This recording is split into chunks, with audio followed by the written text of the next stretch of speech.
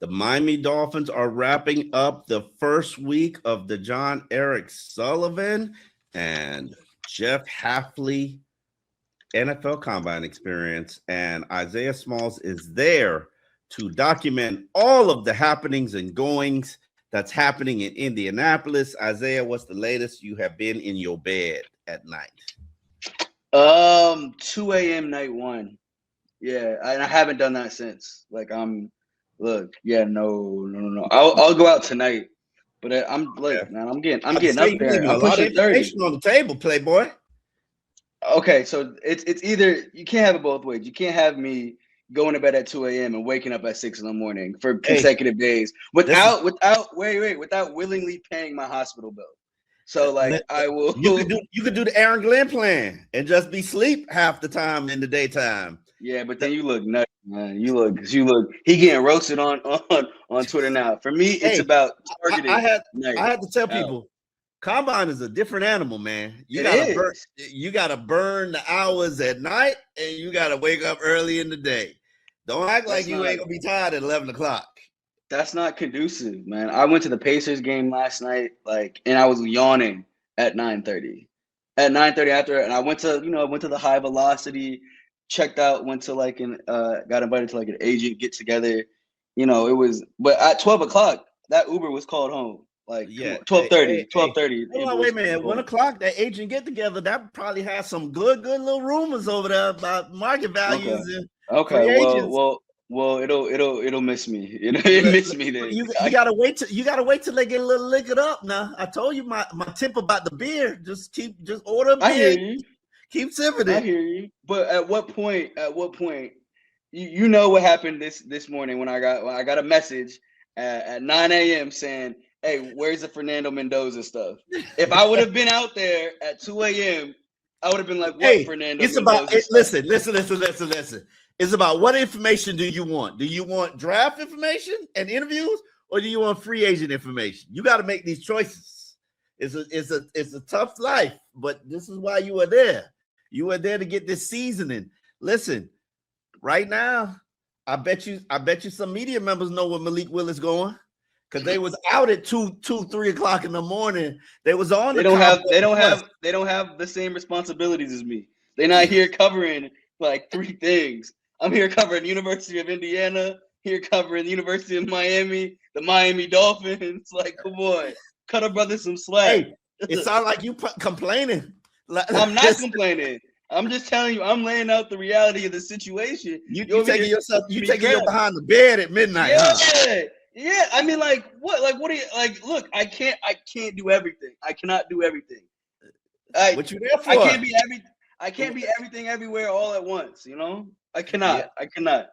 Tonight, though, I'll have a little. Tonight you gonna turn out a little bit. Okay. I'll step out a little bit, but that's gonna be after this nap, after dinner with my OG. It's there's. I got it. Oh yeah. I get you. So let me ask you, Isaiah, what have you learned from this combine, season number 2? I think it's really important. Right place, right time is something that's very, very important here, right? I think you can try to predict okay, they're going to be at this place at this time, but it never truly works out. For example, Mike McDaniel, is someone that is notorious for being at prime 47, 1, 2 in the morning, pounding Red Bulls. I would love to. I ran into Mike last year on that type time, but also I haven't been on that type time this year because I'm pushing 30 now. I'm not trying to, and then plus being at prime 47 there's a certain time where it gets zombified, right? Where there's some team staffers in there just dancing at 2 in the morning. It's bro, I have no business being here. So I think it's about the strategy. Plus, you can't hear in prime 47 anymore because they have a DJ in that joint. So it's yeah. Damn. Yeah, it's you have to yell. I remember me and David Furones was talking about. He was look, I was scared I was going to lose my voice. I couldn't stay there that long because night one, I'm over here yelling at people. Nah, it's It's good. Also, I learned that they get excited here for 60-degree weather. It was 60 degrees today, and they actually played it on screen at the Pacers game, and that got the loudest cheer of the night.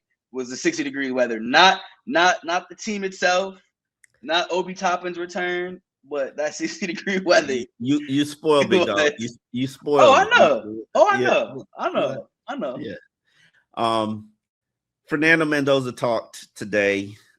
There's a lot of speculation about whether he's the best player in this draft, whether it be the number one pick. Fernando is just happy to be there. His whole life, he's just happy to be there. I make the argument, and I stand by this because I've done this for nearly 20 years.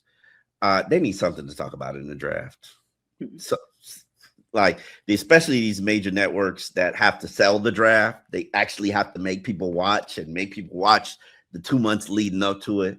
What else are they going to talk about? Because there's nothing interesting about this draft. Like, think about Reuben Bane and how much you've heard about his alligator arms and the T-Rex,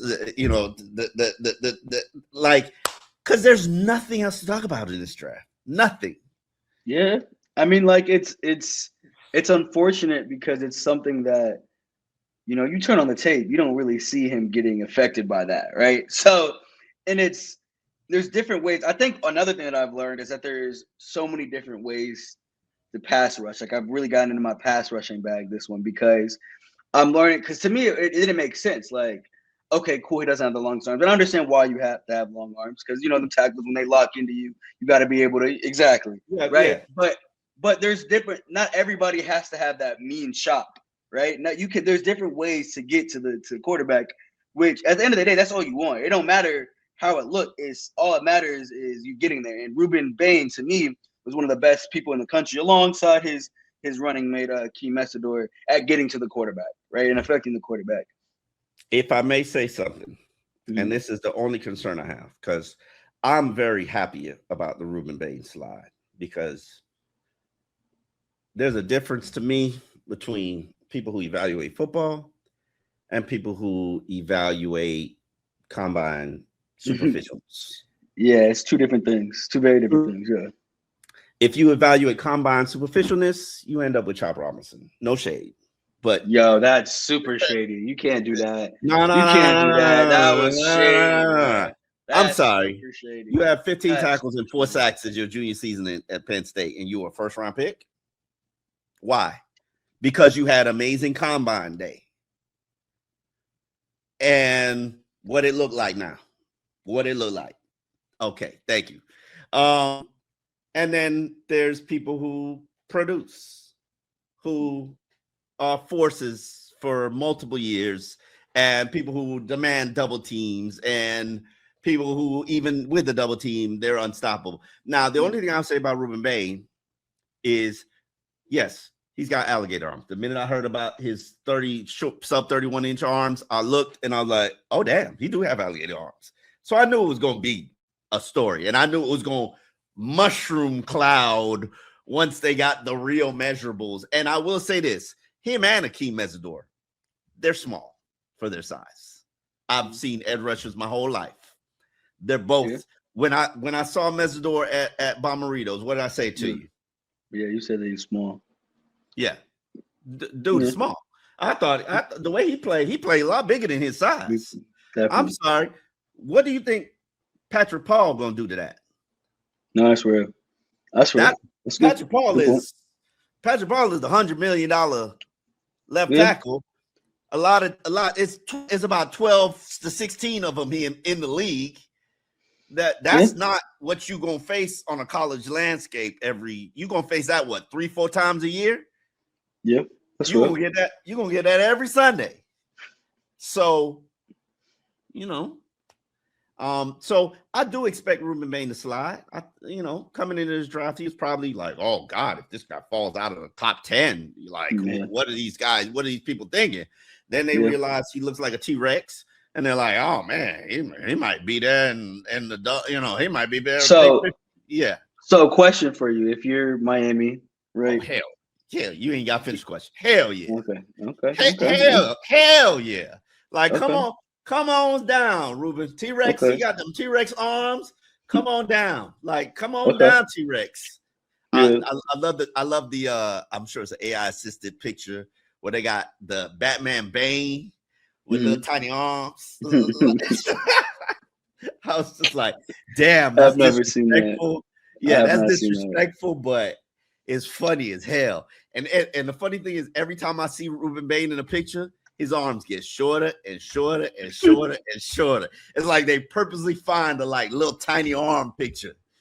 And I it's like, but this is what we do in the draft season. We find your warts and we put it under a microscope, and especially he not working out at the combine.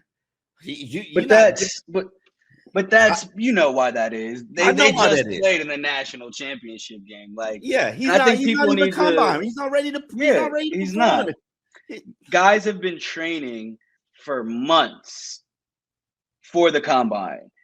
Now, don't get me wrong, he's in shape. He's in football shape, but football shape and combine shape are two very different things. I don't think people understand the difference between the two. Like, the combine isn't really football stuff. Like, it's not. It's you got to train stuff. For it.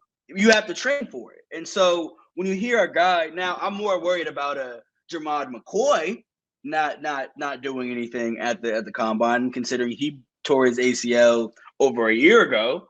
Now that would be a little bit more concerning. But a guy who just played in the national championship game, like, I was surprised to hear that Carson Beck is throwing. I mean, throwing, I guess, isn't that big of a deal. Nah, he got to throw. He got. Yeah, you have to throw. He got to throw. Like, yeah, he has to throw. You're right. talking about a third day player. You got what you think? You're gonna turn your nose up at showcasing yourself? That's real. But I was looking at Brandon Spikes. I've known about University of Miami linebacker. He played multiple years for the Patriots. He played, I believe, for your Eagles. I know you. Yeah, I know you. I think Bills too. I remember him for the Patriots. I just remember him for the Patriots. Yeah. Paid for the Patriots, and I think the Bills. He posted something on his Instagram page. He's like, "Have you ever lost $20 million in one day?" Because, he went from, I think he went from being like the top linebacker in the nation to I think being undrafted. I'm not sure if he was undrafted as a late round pick, and it was because of a bad combine performance. So, like, if you're not ready, you can't put that out there. You can't put that out there because, and lo and behold, we know he's a good football player. Second round. He fell. You went in the second round? Oh, my bad, dog. My bad, big dog. Brandon Spikes, like the Florida player, right? Yeah. Second round. I guess he's talking about going from first round to second round, but you could lose. Yeah, we was doing the math last night of like between, I forget what it was. I think because we were talking about Sonny Styles and how much money he probably has made himself, and between like pick 5 and 15. Let me actually look that up. It's about $7-8 million. Yeah, no, it was more than that. Yeah. You talking 50-year option too? Yeah. So hold on. So first round pick, first overall pick, 54 million. I think we did the difference between pick 5 and pick 15. That's a $23 million difference. Yeah. So that's including the 5th year option or not including the 5th year option? No, not including the 5th year option. Yeah. Damn, that's a lot of money. That's a lot of money. Styles, he's made himself a lot of money this week. But we know they're guys who are athletic freaks. Now he's got the film to back it up. So he's going to help himself. But who drafts the inside linebacker top 10 though? We have to be one of them ones. I mean, Arvo Reese too. I mean, even though he projects more as an outside, as an edge rusher, I mean, like, but he has stand-up qualities. I like that hybrid, that Jamie Collins-esque hybrid. Someone that can, potentially call my defense, but then when push comes to shove, you gotta hop out on the edge. I mean, it's a special talent. It's not for everybody. I'm not saying like I don't want Jordan Brooks, rushing off the edge. Right. But if you can do it and you have that skill, I mean, it's Terrell Dotson was productive sacks wise the last 2 years, but He wasn't blitzing off the. I mean, he actually did have some blitzes, but he wasn't yeah, blitzing off the edge. He wasn't like an edge yeah. rusher. I mean, neither is Chop Robinson. But anyway, Yo, that's the second time. You don't have words for you when we hit in that locker room. he already don't like me. It is what it is, I know bro. he don't. But He definitely don't like he definitely don't. But yo, like, you productive or not? He like no, that's real. I mean, that's what I wrote yesterday. Like it's really it's his time. Like I'm more so of the belief that like look, like what you've done in the past, like it has to build up into this. Not everybody is a fast starter, right? Sometimes it takes people a year or two to find your footing in the league. Again. Nah, wait, bro. wait. Let me finish.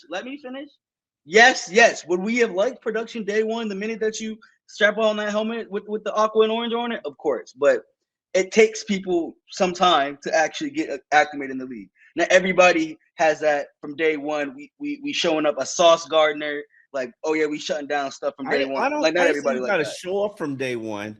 I'm not even going to disrespect Chop. He showed some signs in the second half of his rookie season, but sophomore slump, hell yeah. But again, I would put that more so on the edge rusher room being clogged, right? He had more than enough opportunity. I don't want to hear them excuses. Mm-hmm. Jalen Phillips wasn't even here for the half of the year, and he still wasn't starting. That's true. But according to Anthony Weaver, that was because of whatever the offense presented. Lies, and more lies. But I would love to see Anthony Weaver here because I had some questions for him. But I'm sure he's there. You find I would love to find him. This is why you do the late nights. But tonight, that's my goal tonight. I'm popping. Man, I'm about to be Mr. Outside. Find Anthony Weaver. Yeah. Oh, I'm 100%. We have words. We have stuff to talk about for sure. Yeah.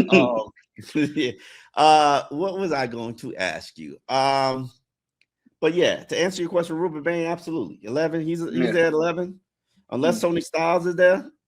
Give him to me. You're taking. I was about to say you taking an inside linebacker at 11. I take players who I think will be elite NFL players. Mm-hmm. Okay. And I figure it out. So there might be 11 players in this draft who I think are blue chip talents. Okay. Sony Styles is definitely one of them. Okay. Sony Styles. I'm not there yet. Reuben Bane. I'm not there yet. Let's give us one more name. Let's give us the running back from Notre Dame, even though he was real disrespectful by Miami. Yeah, yeah. He said he don't like Miami. Okay, I don't like you either, big dog. That's fine. That's fine. That's what they're taught to say at Notre Dame. That's what they're taught. And technically, we in his realm right here. Midwest, like that's gotta watch your words around here. I've seen a few Notre Dame, jackets, shirts, what have you, license plates. I'm not the biggest fan of Notre Dame. I've always been leaned more towards the convicts and the Catholics, but it is what it is. It happens. Rivalries exist for a reason. Fake religious people. But anyway. Let me ask you about. So, John Eric Sullivan dropped a bunch of hints. We talked about it in the last episode. So if you didn't hear that last episode, please definitely do check it out. He basically said, Malik Willis, he out our price range. We ain't got that money, big dog. Unless the price drastically comes down, we ain't got it. David Magetta, the quarterback agent for all the African-American quarterbacks. I'm just telling you what the truth is because that's the truth. Magetta has been a problem for the Miami Dolphins. This is past regimes. So he ain't got no love for the Dolphins. So I'm pretty much sure Malik Willis and the Dolphins are a no-go. I ain't gonna say this is on wax, but I promise you not. David Magetta don't really F with the Dolphins. So why is that? Bad history. Like We ain't take care of his clients. We won't do right by him and his people. So Okay. you They're don't do more right. Rosenhaus than Mulgeta. Okay. No. Don't put that on Drew. Don't put that on Drew. And That's I'm not putting anything on Drew. I'm just saying that they have an affinity more so for Rosenhaus Megetta don't than they play by do. his negotiations though. He Yeah. don't. Yeah, I'm not saying I'm not putting a value judgment on it. I'm just saying that they lean. Obviously, you look at the team. There's hella Rosenhaus guys. Yeah, but that's because he's Team. in the backyard. Drew's got 70 to 100 Okay. clients, and So they're more Rosenhaus and Mulgeta. That's much CA as Rosenhaus and CAA. Yes. But that's past management. We don't know what new management does. Okay. Also, John Eric Sullivan basically hinted. We're going young and cheap. We're going young and cheap this offseason.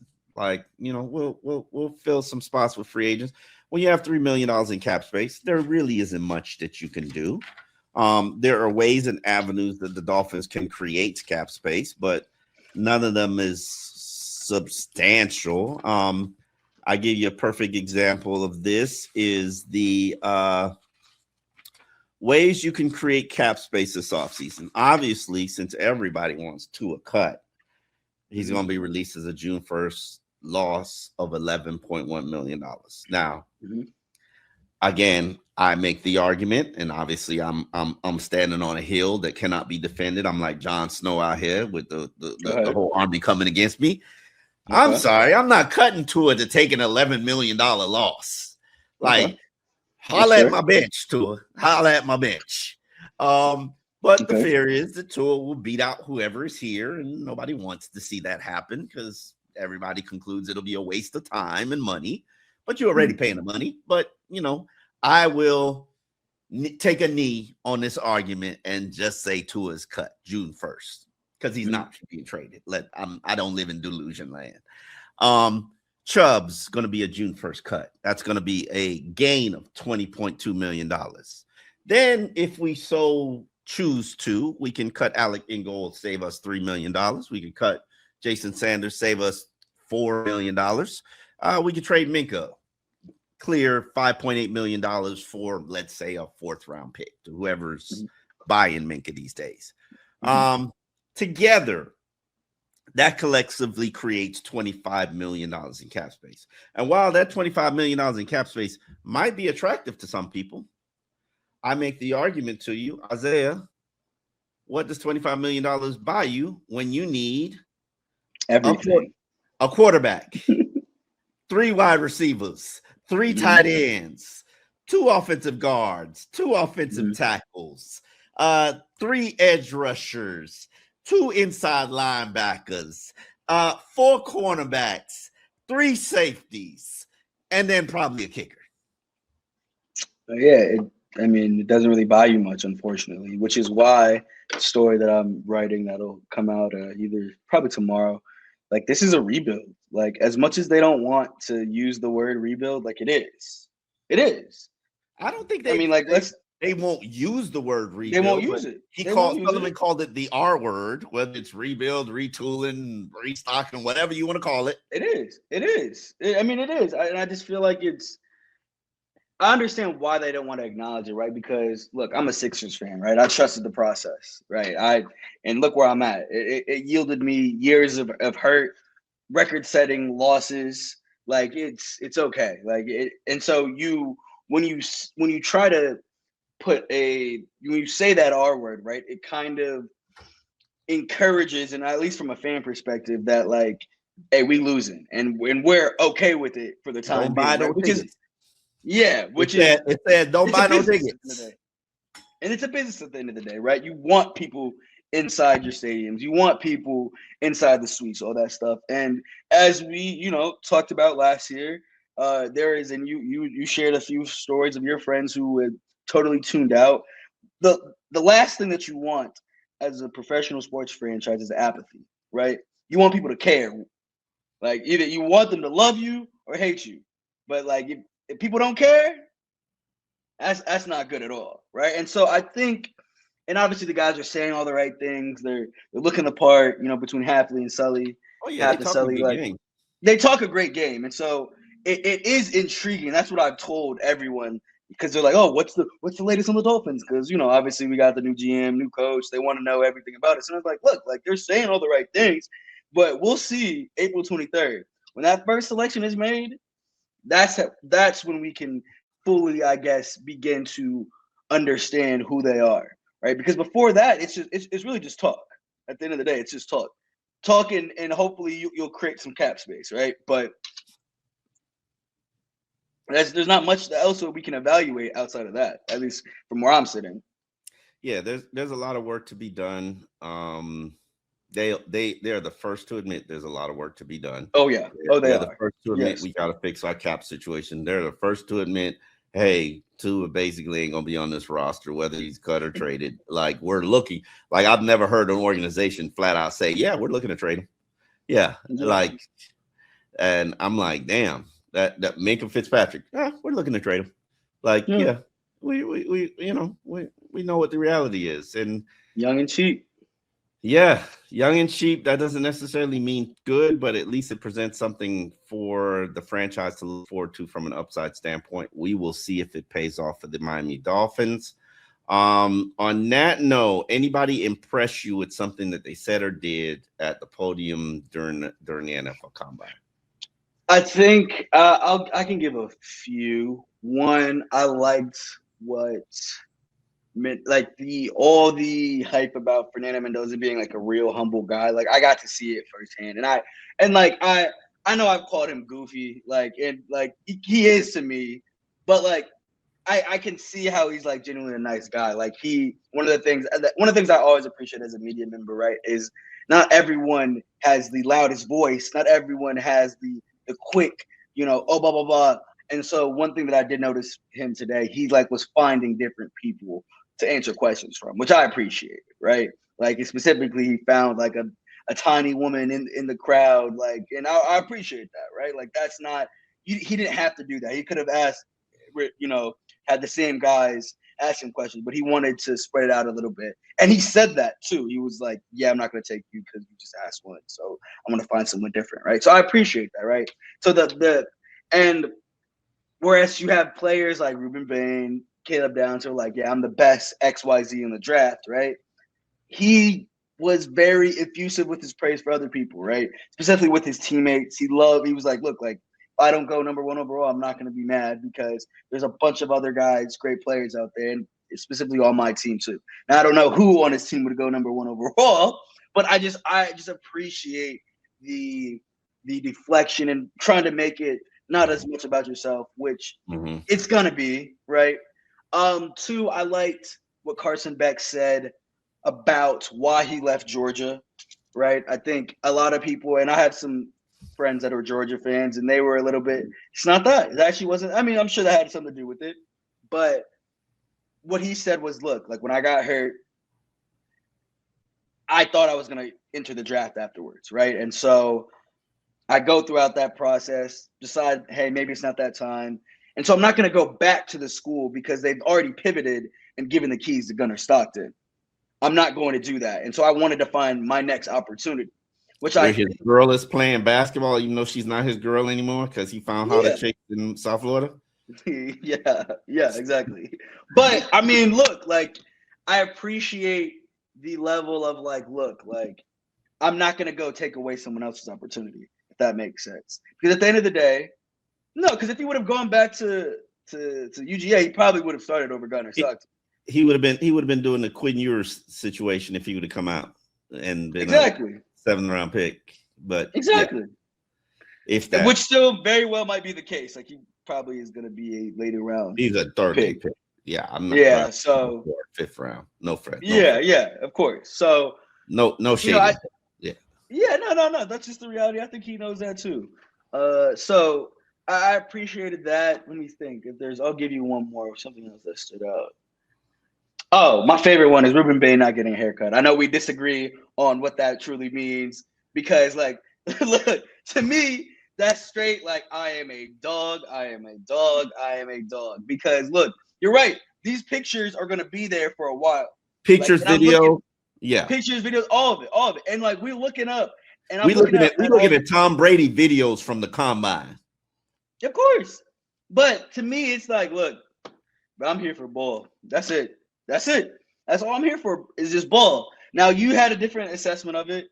I thought it's a it's a great indication of his character as a player. But you said something else. So which my dog Kane's barber would have rolled up at the house, like, dog, let me get you right. Like where, oh, I forgot, he was probably in like Arizona with I forget where he trained. You probably might know. And yeah, okay, you don't know no barbers, you don't trust nobody. Okay, I get it. But I guarantee you, Kane's Barber's in Indy or somebody in Indy get you right, huh? Yeah, you could have definitely flown somebody up there, or he locked in. Hey, listen, he locked in. I since we going here, like one do look like Carl Winslow. Number one, let's get that right off. Like, tell me he don't look like Carl Winslow. From I'm gonna be honest. No, I know. He definitely had like the entire hair situation was given like cop. It was giving cop. I hear you. I understand. Yeah, bro. He shedding. He losing a little bit back here. So I get you sensitive. You ain't trying to let everybody do yet. You know what I'm saying? You ain't trying to have people take you back more. You know your barber know you. Yeah, that's real. Okay. So I get it.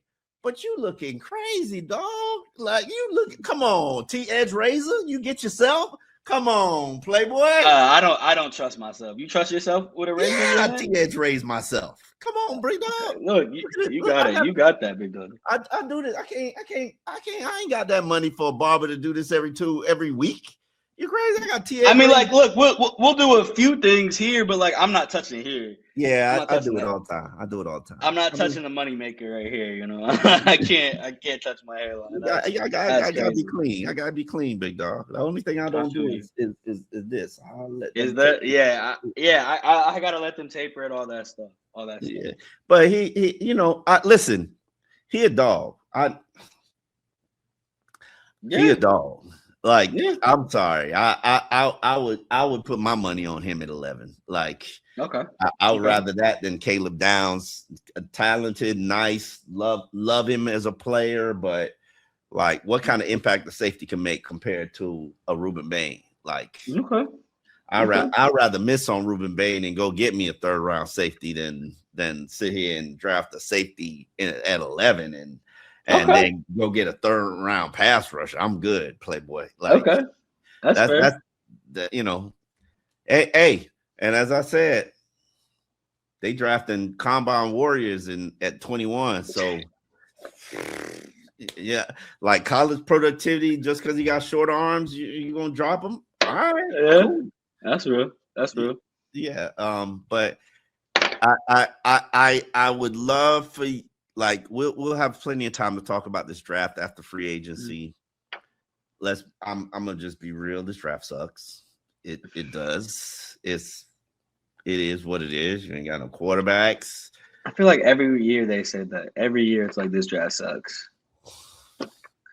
And then a few guys surprise us, and it's like, okay, maybe we're wrong.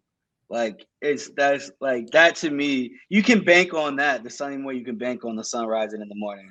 Like that's what it is. Like every year, once scouts and evaluators start to really dig into the tape, they're like, oh yeah, this draft sucks. Nah, but you know what this draft reminds me of? It reminds me of the drafts where Christian Ponder and EJ Manuel went in the first round. And I'm not saying that a draft dictates the quarterbacks, but it's just like, yeah. I don't even know who Christian Ponder is. I remember EJ Manuel. But I don't. First rounder went to Minnesota Vikings and he flamed out like first rounder from Florida State. I thought EJ Manuel went to Florida State. He was before EJ Manuel. 2011. Okay. I forget what draft he was in, but yeah, it was not good.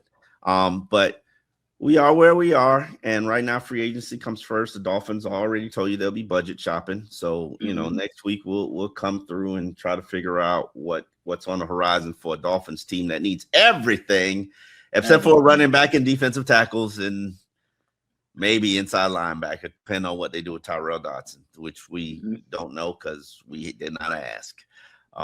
That's true. Yeah, we shall see. We will be here twice a week. Dolphins in depth. Omar Kelly, Isaiah Smalls for the Miami Herald, and we will see you on Monday or Tuesday. Not sure.